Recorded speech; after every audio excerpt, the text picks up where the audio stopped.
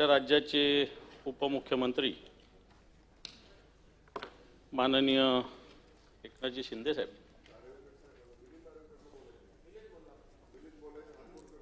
त्यांनी त्यांच्या भावना मला कळविलेल्या आहे, त्यामुळे मी त्यांच्या भावना मी व्यक्त करतो।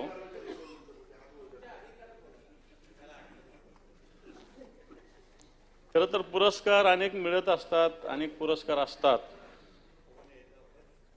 परंतु हा पुरस्कार तसा पाहायला गेला अतिशय महत्त्वाचा आहे। आणि अध्यात्माच्या क्षेत्रामध्ये हे जे देहू संस्थान आहे ते पुरस्कार देत असतं, खऱ्या अर्थानं वारकरी संप्रदायामध्ये संत परंपरेमध्ये त्याचं एक भरीव कार्य आहे। अशा व्यक्तीला अशा पद्धतीनं हा पुरस्कार मिळत असतो। आपण सभापती महोदय, आता दादांनी हा प्रस्ताव ठेवला आणि नंतर आपण याच्यावर बोलायचं ठरलं। आधी बोलायचं का नाही बोलायचं, मी तर खरं तर बोलायची भूमिका मांडली होती, परंतु नंतर ही भूमिका आपण बदलली। मला असं वाटतं एक अभंग आहे संत तुकारामांचा, जन्माचे ते मूळ पाहिले शोधून, जन्माचे ते मूळ पाहिले शोधून, दुखासी कारण जन्म घ्यावा, दुखासी कारण जन्म घ्यावा, पाप पुण्य करूनी जन्मा येते प्राणी, नरदेह येऊनी हानी केली। खरं तर मोठा अभंग आहे, परंतु या संत तुकारामाचा जर अभंगाचा अर्थ बघितला की आपण जन्माला यायचं कशासाठी, तर जन्माला लोक अनेक येत असतात, जात असतात, जगत असतात, जगण्यासाठी लढत असतात आणि कधी त्या या जीवनातून ते नाहीच होतात कळत नाही। आपण या जन्माला यायचं तर त्याचं मूळ अर्थ काय? नुसतं दुःखासाठी जन्म द्यायचं का? संघर्षासाठी तर जन्म, संघर्षात बऱ्याच जणांच्या आपण ज्याला पाचवीला पुजलेला असतो तसा असतो। आणि म्हणून पाप पुण्य करून जन्म येतो प्राणी, नरदेव येऊन हानी केली। बरेच प्राणी पाप पुण्य करून जन्माला येतात, पण नरदेही येऊन मला असं वाटतं अशा पद्धतीनं जन्म आल्यानंतर तो सार्थकी लावणं सगळ्यात महत्त्वाचं असतं। आणि वाटतं त्या हेतूनं अशा पद्धतीनं हा पुरस्कार एकनाथजी शिंदे साहेबांना दिलेला आहे। खरं तर दादांनी अनेक त्यांच्या कामगिरीविषयी, आता आम्ही तर लहान लहान शिवसैनिक असताना त्यांना पाहिलेलं आहे। नो डाऊट मधल्या काळात ज्या घटना गेल्या त्या निश्चित दुःखदायक आहे सगळ्या घटना, त्याच्याविषयी मला असं वाटतं त्यांच्याही मनात आणि आमच्याही मनात सातत्यानं सल राहणार आहे। असं काय फार सगळ्यांना आनंद होतो किंवा झाला असेल अशा मला तरी मुळीच वाटत नाही। परंतु अशा पद्धतीनं दादांनी ज्या सगळ्या एकनाथरावजी शिंदे साहेबांच्या ज्या ज्या भूमिका सांगितल्या, दादा जर एवढ्या भूमिका केल्या असतात तर खऱ्या अर्थानं पुन्हा एकदा त्यांना मुख्यमंत्री करायला पाहिजे होतं।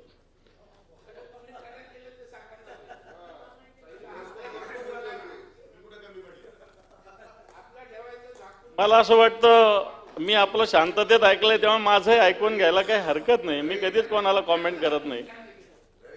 परंतु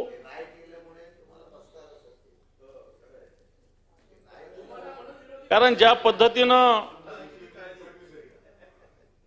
त्यांचा कार्यकर्तृत्वाचा आलेख, मग त्यांनी खऱ्या अर्थानं वारकरी संप्रदायाच्या माध्यमातून दिला जाणार हा प्रस्ताव, मग एखादा वारीसाठी जी दिंडी निघते तिला द्यायचा अनुदानाचा प्रश्न असेल। कारण आता ही दिंडी एक परंपरा आहे, छत्रपती संभाजी महाराजांच्या काळापासून आपल्याकडे अशा पद्धतीनं दिंडीची परंपरा आहे। त्या काळात ही दिंडी, त्या काळात सुद्धा या दिंडीला कोणी रोखण्याची हिम्मत केली नाही संभाजी महाराजांच्या काळात, छत्रपती शिवरायांच्या काळामध्ये। आणि मला असं वाटतं दिंडी काढताना कित्येक अडीअडचणी येत असतात, हे आम्ही जाणतो, आम्ही वारकरी संप्रदायातले आहोत। एक साधी दिंडी काढायची, मोठ्या मोठ्या दिंड्या असतील, छोट्या छोट्या दिंड्या असतील, त्या निघताना त्या दिंडीला येणाऱ्या अडचणी, मुक्कामाच्या व्यवस्था, जेवणाच्या व्यवस्था, अन्य व्यवस्था, या सगळ्या व्यवस्था पाहायला गेलं तर सोपं काम हे नसतं। तरी कधीही न थांबता, कुठे प्रकारे न अडथळता या दिंड्या चालू असतात। मला असं वाटतं मागच्या काळामध्ये दिंडीला अनुदान देण्याचा निर्णय घेतलेला एक महत्त्वाचा निर्णय होता असं मी मानतो। भले मी विरोधी पक्षात असलो तरी मला असं वाटतं या गोष्टी मांडल्या पाहिजे की दिंडीला अनुदान द्यायचं. शंभूराजे मोठ्या मनाने की अशा पद्धतीनं दिंडीला अनुदान देण्याचं, कारण मोठ्या मोठ्या देवस्थानच्या दिंड्या सहज निघतात, परंतु छोट्या छोट्या देवस्थानच्या दिंड्या अनवाणी निघणाऱ्या, अन्न पाण्याविना निघणाऱ्या या दिंड्या, याला अनुदान देण्याचा निर्णय अतिशय महत्वाचा निर्णय झालेला आहे. आणि म्हणून मला असं वाटतं या सगळ्या ज्या पद्धतीनं वारकरी संप्रदाय, तसं हे देहू संस्थान फार काही राजकीय भानगडीत पडत नसतं.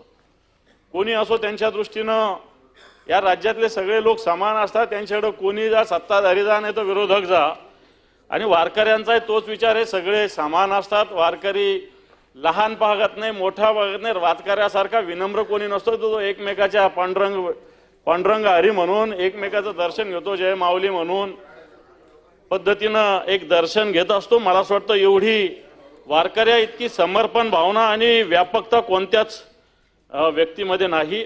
आणि अशा संस्थेच्या वतीनं संत तुकाराम महाराजांच्या जो संस्थान म्हणता येईल, देव संस्थान, याच्या वतीनं दिला जाणारा हा पुरस्कार एकनाथजी शिंदेंना दिलं, त्यातल्या त्यात या राज्याच्या उपमुख्यमंत्र्याला दिलं. मला असं वाटतं निश्चित अभिनंदनास पात्र आहेत. आणि म्हणून मी मोठ्या मनानं सगळ्या बाकी गोष्टी असतानाही मोठ्या मनानं या अभिनंदन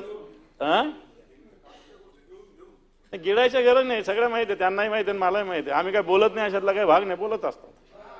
त्याच्यामुळे काय बोलायला काय प्रॉब्लेम आहे, बोलायला थोडी काय बंदी कोणाला, बरोबर का?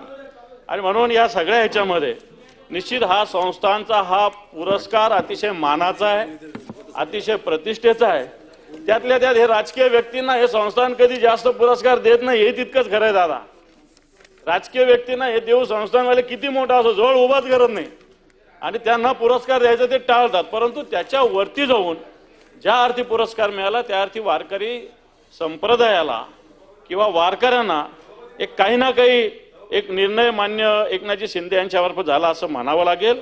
आणि म्हणून मी सुद्धा हा जो सभागृहानं मांडलेला अभिनंदनाचा ठराव आहे, मी सुद्धा आपल्या सगळ्यांच्या वतीनं माननीय एकनाथजी शिंदे साहेबांचं अभिनंदन करतो. सभागृह नेते